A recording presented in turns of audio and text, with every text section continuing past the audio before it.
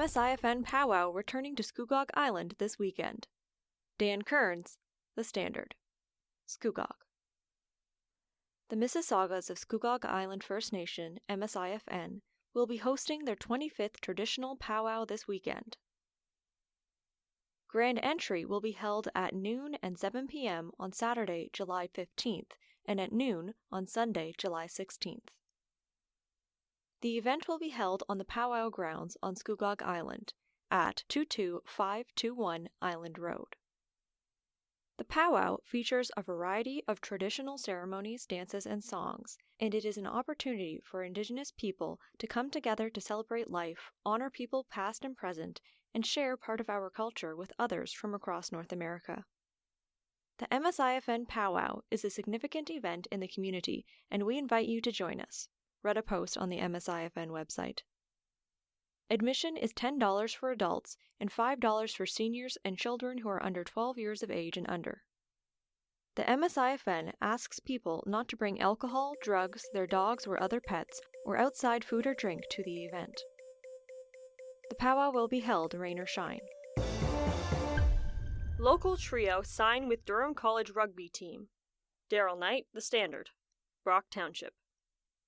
3 players from the Brock Rugby Club will be part of the rugby powerhouse at Durham College this autumn.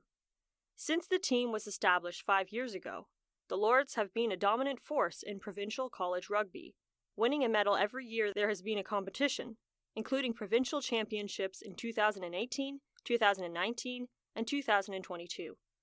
North Durham players have been a big part of that continued success, and this year, Durham will be adding 3 more young men, Cole Harris, Andrew Neveu, and Rowan Claus, who have spent considerable time as teammates, both with the Brock Rugby Club and Uxbridge Secondary School.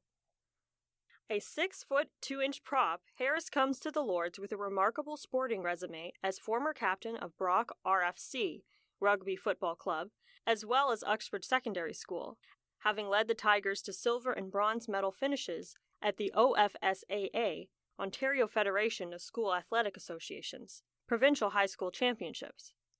An accomplished 2-sport athlete, he also spent time last season patrolling the blue line as a defenseman with the Uxbridge Bruins. A talented inside center, Claus has played a key role with Brock RFC in recent years, helping the club claim True East and Muck Cup championships at the under-16 and under-18 levels. Rounding out the trio is Neveu, who has been noted for his hard work and tenacity at the hooker position. He was recently selected to represent Team Ontario at the under-18 level this summer. All 3 players have extensive experience representing Ontario, with Harris and Claus recently named to the Team Canada under-18 squad, which is currently competing in Amsterdam as part of a summer tour, and includes matches against Belgium, the Netherlands, and Team USA. Kayak launcher becomes Port Perry's latest new installation. Dan Kearns, The Standard. Scugog. Thanks to a donation from Ron and Nancy Compton, the Scugog community has had a kayak launcher installed at the Port Perry Pier. The kayak launcher was installed on the waterfront near Palmer Park on Tuesday, July 4th, and a grand opening was held for the new installation on Wednesday, July 5th.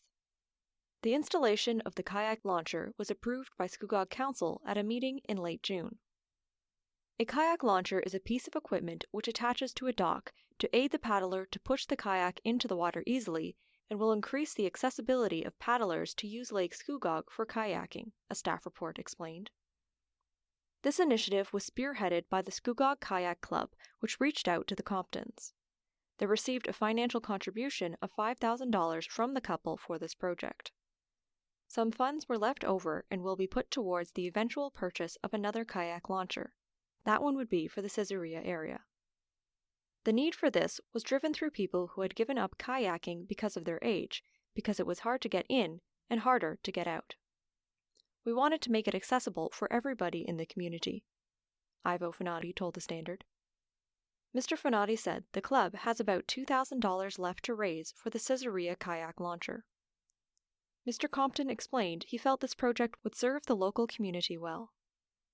I think it's a tremendous addition to Port Perry. There's so much that goes on in this community, he said. This just complements the community, being able to allow people who are a little bit older and maybe not as comfortable climbing into a kayak from that height to do that. Local artists pitch tornado-themed sculpture. Daryl Knight, The Standard. Uxbridge. A trio of local artists recently appeared before council with an ambitious plan to replace a public art installation destroyed in last year's tornado. On Monday, July 10th, local artists Fly Freeman, Francis Muscat, and Mark Pugmarty appeared before council to provide background details for their proposed sculpture. The three explained the new sculpture would be installed at the corner of Main Street North and Toronto Street North. It would replace a 2010 piece by renowned Uxbridge artist Wynne Walters, which was destroyed during the tornado in May of 2022. As described by the artists, the sculpture would be composed of metal, wood, and stained glass elements. The stained glass would be protected from the elements with mesh, and as Mr. Muscat explained, would be an important element to recognize the damage done to Trinity United Church, which is located nearby the installation site. This is a great opportunity to put back an art piece that has been lost in this community, Ms. Freeman commented, adding the sculpture also includes plans to feature elements from the community which were damaged in the tornado. This would potentially include signage from the Second Wedge Brewery, which was recovered from a neighboring garden in the aftermath of the storm. Councillors were enthusiastic about the proposal. "This is a really great idea," commented Ward 1 Councillor Pam Beach. "It tells a story from our own recent history and sparks curiosity and creativity." The proposal was referred to staff for a report, with Mayor Dave Barton noting that projects of this nature typically involve several different departments offering input, including finance, public works and parks, recreation, and culture. Bruins bolster lineup with trade for Roberts. Daryl Knight, The Standard. Uxbridge. The Uxbridge Bruins celebrated a homecoming this week as they announced the first new player to join the team for the 2023-24 Provincial Junior Hockey League season. The team announced last week they had worked out a trade with the Stainer Siskins to acquire well-traveled right winger Ty Roberts. Ty returns to his hometown for his final junior hockey campaign after also spending time at the Junior A level with Aurora, Pickering, Whitby, and Stouffville. Last season, Roberts played a pivotal role in helping the Siskins to a Carruthers Division in Northern Conference Championships as they advanced all the way to the Schmaltz Cup semifinals. Roberts placed third in scoring for the high-powered Siskins, totaling 60 points, 33 goals, and 27 assists in 34 games played. In the playoffs, he took his game to another level, scoring 33 points, 16 goals, and 17 assists in 21 games.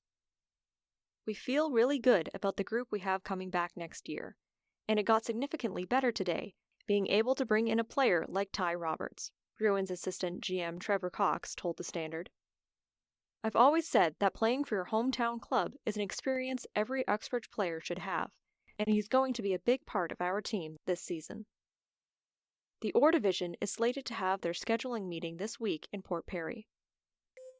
Please check upcoming issues of The Standard for all those details in the lead-up to another exciting season of local junior hockey. Welcome to You've Got to Be Kidding, a podcast that offers a different perspective of life around us. Listen now to author Jonathan van Bilsen. I've had the pleasure of traveling all over the world photographing some extremely exotic locales. The problem is I've amassed over 250,000 photographs, which I've painstakingly narrowed down to 4,000 of my best. They appear on social media, on websites, and catalogs, but when people ask to purchase prints, I scratch my head at the labor-intensive process. If only I had a simple system of selling these prints. Just when I was about to abandon the concept, I came across a local government entity out of Durham region called Digital Main Street. I was introduced to them through the Scugog Chamber of Commerce and quickly realized they were offering grants for people wishing to enhance their digital profile. I applied, and with a little assistance, I was approved. My next step was to find someone who could redesign my website to not only display my 4,000 photos, but also make them available to anyone for purchase. I did not have to look far, as Chris and Kristen Creamer, a fantastic social media and marketing expert couple, stepped up to the plate. Chris has been in the web business for most of his life. In fact, I believe he started when he was around 8. Kristen, the marketing guru, designed an amazing site, and after a few tweaks, Chris began to build it. It took less time than I anticipated, as I imagined loading 4,000 photos would be time-consuming. Not only did they build the site, they also posted all the articles. I've written about 350 of them. They added links for people to watch all my television shows, and there's also access to the dozen or so books which I've published. The site is going live next week, but in its test phase, I've had numerous requests for people to purchase historic Port Perry prints as well as current ones. I'm very excited about this site and grateful to Digital Main Street. More so, I'm extremely impressed with the 2 local people who are entrepreneurs and fantastic visionaries who brought the concept to life. It just goes to show you what local talent lies within our midst. Oh yes, my site, it's photosandtravel.com. I'm Jonathan van Bilsen, and this is You've Got to Be Kidding. You've Got to Be Kidding was presented by X4 Media with permission from the Standard Media Group. We endeavor to make all information contained in this program as accurate as possible at production time. X4 Media and the Standard Media Group are not responsible for any liabilities resulting from information contained in this program.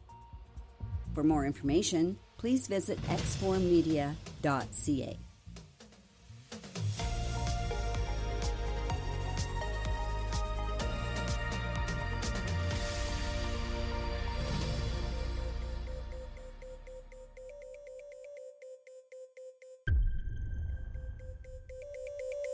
The Standard Podcast was produced by Greenstream Studio for the Standard newspaper.